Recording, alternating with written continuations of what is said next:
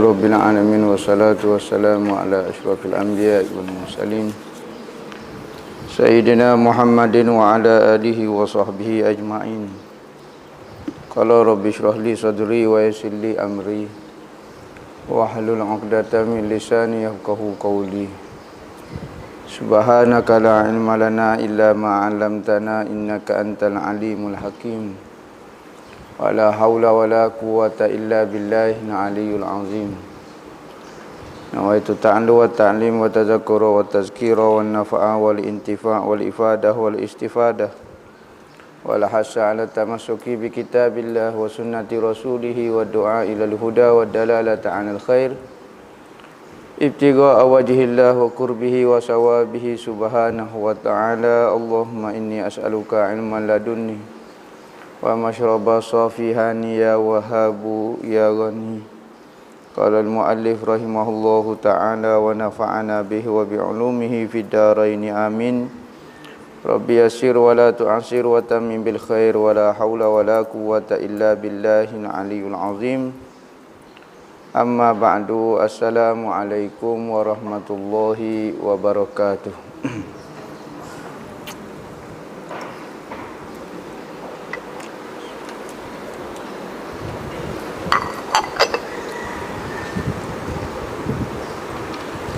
Berkata Syekh Abdul Somad Al-Falimbani dalam kitab dia Hidayatus Salikin fi Suluki Maslakil Muttaqin,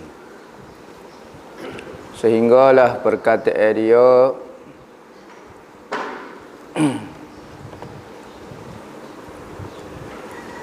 al-ikhlasu fil amal. Berkata Ruwaim, al-ikhlasu fil amal huwa an la yurida sahibuhu alaihi iwadan fi daraini. Artinya ikhlas di dalam amal itu iaitu bahawa tiada berkehendak orang yang mempunyai amal itu atas amalnya itu akan balasan di dalam dunia dan di dalam akhirat. Yakni jangan berkehendak dengan amalnya itu melainkan semata-mata kerana Allah. Inilah dinamai ikhlas orang yang siddiqin dan orang yang arifin. Kita sebut dah ikhlas ni ada banyak peringkat. Dan ikhlas yang paling benar iaitu ikhlas orang siddiqin.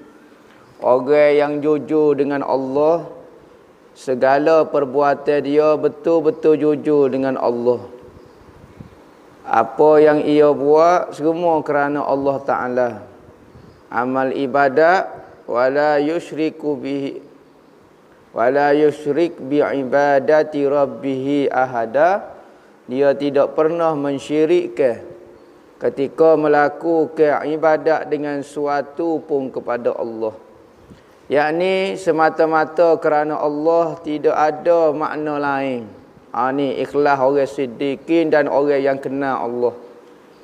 Kerana kalau ibadat masih lagi kerana dunia, ni orang hina buat kerja. Orang yang jahat, orang yang khianat buat ibadat kerana dunia. Manakala orang yang tertipu pula, orang buat ibadat kerana akhirat, kerana syurga, kerana neraka. Tetapi orang yang jujur, orang yang kenal Allah Ta'ala, nescaya ibadat tu dia akan persembahkan kepada Allah semata-mata. Ni ikhlas maksud dia. Maka kita tak boleh paksa seseorang itu buat ibadat kerana Allah. Ada orang ibadat kerana syurga, ada ibadat kerana takut kepada neraka. Tu menurut iman dia lah. Menurut iman dia. Maka katanya Syekh Wahabi, dia kata orang sufi ni mengarut kecek. Orang buat ibadat kerana syurga, tiba-tiba tak si syurga. Orang ni kaya dah ni, tak si dah ni. Syurga kita nak minta dengan Allah Ta'ala boleh. Ya Allah ya Tuhanku. Nabi pun sebut, siapa dia yang minta tiap-tiap hari 3 kali sahaja, ya Allah ya Tuhanku, Allahumma inna nas'aluka ridhaka wal jannah, aku minta ridhamu dan syurgamu. 3 kali, maka syurga akan berkata, ya Allah, masukkan dia ke dalamku. Siapa dia yang berkata, wa na'udzubika min sakhatika wan nar, ya Allah, jauhkan aku daripada marah kamu dan neraka. 3 kali, nescaya neraka akan berkata, ya Allah, jauhkan ia daripadaku. Maka meminta syurga ataupun meminta jauh daripada neraka tak apa. Kalau lagu tu tak boleh minta syurga. Nabi Muhammad kata, kalau nak minta, mintalah syurga yang paling tinggi, syurga Firdaus. Lepas tu hak ni kata, ibadat tak boleh kerana syurga. Ibadat tak boleh kita niat kerana syurga. Manakala minta syurga boleh. Nabi pun suruh minta syurga, minta jauh daripada neraka. Hak tu Nabi suruh. Dan orang sufi tak pernah marah. Minta syurga. Nak minta ke apa dia? Minta lah. Kerana Tuhan tu ada belaka bagi dia. Manakala tujuan di dalam ibadat tak boleh kerana syurga. Wala yusyrik bi'ibadati rabbihi ahada. Jangan ia mengkongsikan ketika buat amal itu, amal ibadat itu, selain daripada Allah, niat benda lain lagi. Jadi kena niat kerana Allah ibadat. Minta permintaan itu tak apa. Jadi orang sufi lah yang benar buat ibadat kerana lillahi ta'ala. Tak ada buat ibadat kerana syurga. Semua kita kata lillahi ta'ala dah. Kalau ada kata lil jannah, ada. Tetapi banyak mana orang sembahyang, saja aku sembahyang fardu zuhur 4 rakaat lillah, semata-mata kerana Allah. Tiba-tiba masih nak selain daripada Allah. Dan ketahui olehmu bahawa lafaz sidik itu diistimalkan pada enam tempat. Sidik-sidik ni, jujur-jujur ni kena kepada enam tempat. Kalau tak kena pada enam tempat ni, orang tak panggil jujur lagi. Pertama, sidqum fil qawli. Benar pada perkataan, pada sekalian masa dan pada sekalian kelakuan. Kecek benar, kecek jujur. Tu orang panggil sidik. Kalau kecek menipu, tiba-tiba saya ni orang sidik, orang benar, orang jujur. Jujur lagu mana? Demo lagu mana? Kecek ngarut dah, kecek ngapu dah. Kata nak naik agama Tuhan, tak, sebenarnya ada kepentingan kita belakang. Ngaji ilmu tinggi-tinggi bukan kerana nak sebar ilmu agama Allah, tetapi kerana nak jawatan, nak pangkat, nak gapo. Ada. Sidik dalam perkataan. Jujur kena perkataan, jangan menipu. Kedua, sidqum fin niyah. Sidik benar pada niat. Tujuan kita nak buat ibadat. Tujuan kita belajar, tujuan kita begini, tujuan kita gapo dia, semua kena benar kerana Allah Ta'ala. Perkataan benar, niat yang benar, iaitu bahawa semata-mata di dalam hatinya niat itu membawa kepada kebajikan. Maka apabila ada di dalam niatnya itu bercampur dengan sesuatu yang lain daripada kebajikan, itu nescaya hilang nama benar pada niat. Niat mesti kena benar. Niat mesti kebaikan, jangan niat benda tak molek. Ketiga, sidqum fil azam, yakni benar pada cita-cita. Azam kita tu kerana apa dia? Kerana Allah ke? Kerana apa dia kita semangat belajar? Kita semangat ambil PhD tu kerana apa dia? Kalau kerana Allah lah boleh Allah. Tetapi kalau kerana lain, maka barang siapa mencita-cita harta supaya dapat memberi sedekah, atau mencita-cita akan menjadi raja supaya ia berbuat adil atas rakyatnya. Azal nak dapat harta. Azal nak jadi orang besar, orang kaya, apa dia, tetapi untuk berbuat adil atas rakyatnya. Maka jika tetap cita-citanya itu dan tiada berubah-ubah, maka itu dinamakan benar pada cita-cita dia. Cita-cita yang baik ni, cita-cita yang benar ni lagu ni. Bapa dia mau jadi kaya, bapa gapo? Kerana Allah Ta'ala. Bapa dia mau ni cari harta kerana nak bantu orang susah. Tak ramai orang cari harta kerana nak bantu orang susah. Lah ni cari harta kerana diri masing-masing. Kita masa sesuk kita kata nak bantu orang, dia kaya tak bantu orang pun ada juga. Azam tak kuat lagi. Dan jikalau berubah-ubah cita-citanya itu, maka tiada dinamai benar pada cita-cita dia. Asal lagi dia niat lagu tu. Ni betagi ni. Masa miskin nak tolong orang, masa kaya tak jadi nak tolong lah. Masa tak ada kuasa, masa tak ada pengaruh, duk jadi orang bawah. Saya nak tolong demo, Apabila ada kuasa, ada pengaruh, tak ada tolong pun. Senyap, maka tidak benar pada azam dia. Keempatnya, sidik fil wafa. Sidqun fil wafa. Sidqun fil wafa'il bil azam, yakni benar pada menyempurnakan dengan cita-cita dia. Saat ni cita-cita tidak berubah. Sekarang nak tunai apa yang ia cita-cita. Hak tu kena jujur juga. Iaitu bahawa tiada ia menyalahi akan cita-citanya itu pada menyempurnakan dia, yakni tunai apa yang kita cita-cita. Seperti firman Allah Ta'ala, rijalun sadaqu ma'ahadullah alaihi. Artinya beberapa orang laki-laki yang benar pada barang yang menjanjikan mereka akan Allah Ta'ala akan sesuatu. Dia janji dengan Allah Ta'ala sesuatu, dia buat sungguh.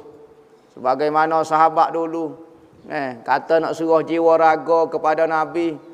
Azam semangat apabila Nabi panggil untuk suruh jiwa raga. Ketika berperang, sahabat pergi belakang. Ada orang munafik kecek depan Nabi, kata beres, ya Rasulullah saya ikut. Tiba-tiba ketika perang lari pula. Perang ni kita tak perang lagi. Semangat belaka, bunyi bedil sekali menecak berah lari, tak tahu pas ke mana. Kena jujur, maka kena berani. Hak tu. Kelimanya, sidqum fil amal, yakni benar pada segala, pada amal seseorang, pada zahirnya dan batinnya. Semua perbuatan seperti ada bersama perbuatan anggotanya yang zahir itu dengan yang di dalam hatinya.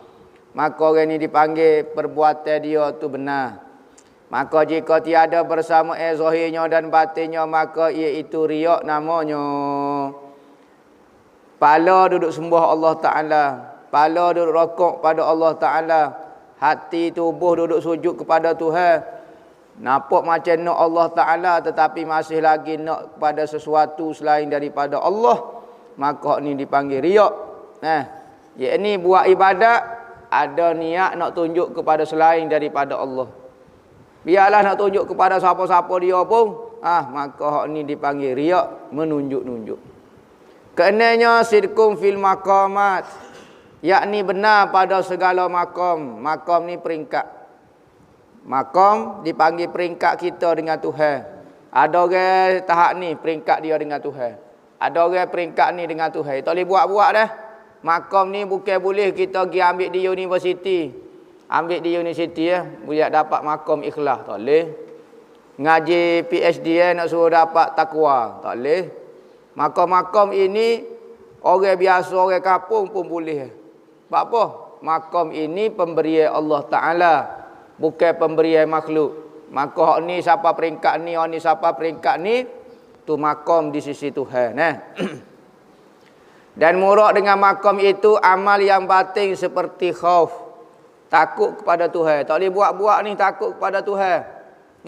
Tetapi kena belajar lagu mana kita nak jadi takut kepada Tuhan. Kita baca azab-azab Tuhan. Azab sama ada azab orang buat maksiat, kita baca, jadi takut. Orang yang meninggalkan semaya kena masuk dalam neraka 80 tahun. Ada kata 1000 tahun. Kita pun dengar takut. Sudah tinggal semaya. Maka kena belajar kena belajar. Lama-lama dia akan mari satu perasaan takut. Supaya kita lah budak kalau tak takut kat orang tu, tak takut kat, tak biasa tengok atu, tak tahu mengenai atu, tak tahu dalam hutan ni ada rimah, ada gapo, dia masuk biasa. Tetapi apabila orang beritahu pada dia, jangan main kata dalam ni ada rimah 40 ekor. Taubat lelah nak masuk, ketar gegar. Besok apa dia masuk mula-mula. kerana dia tidak tahu. Maka sebab tu penting belajar. Apabila belajar, maka dipanggil orang arif lama-lama, orang yang kenal Allah Ta'ala. Kenal ni sama ada kenal dengan perkataan, kenal dengan ilmu. Tahu Tuhan kuasa, tahu Tuhan hebat, tahu Tuhan gini. Tapi perbuatan kubah hanya tidak merasai lagi apa yang ia tahu. Maka perasaan takut dengan Tuhan ni kena belajar, tetapi tak boleh buat-buat. Apabila kita boleh perasaan takut ni, sudah. Kadang-kadang orang tak boleh tidur. Buat apa? Kerana takut Tuhan. Lepas tu, tak boleh tidur lagu tu. Tak. Kena semaya, kena taubat, kena berzikir. Semata-mata kerana takut Tuhan. Rojak, harap ke Tuhan. Ada orang ni, tahu dia memang kena harap ke Tuhan. Lah Tuhan segala-galanya. Tapi nampak hidup seperti tak ada berharap ke Tuhan. Maka orang sakit ni akan berharap kepada Tuhan. Orang yang buat silap akan rasa takut kepada Tuhan. Tapi sebenarnya takut kepada Tuhan ni tak syarat ketika buat maksiat. Ketika buat taat pun kena takut juga ke Tuhan. Takut ibadat yang kita buat tak serupa dengan keinginan Tuhan. Harap ke Tuhan pula. Harap ke Tuhan ni tak syarat ketika buat taat saja kita harap. Hamba berjuruh ni.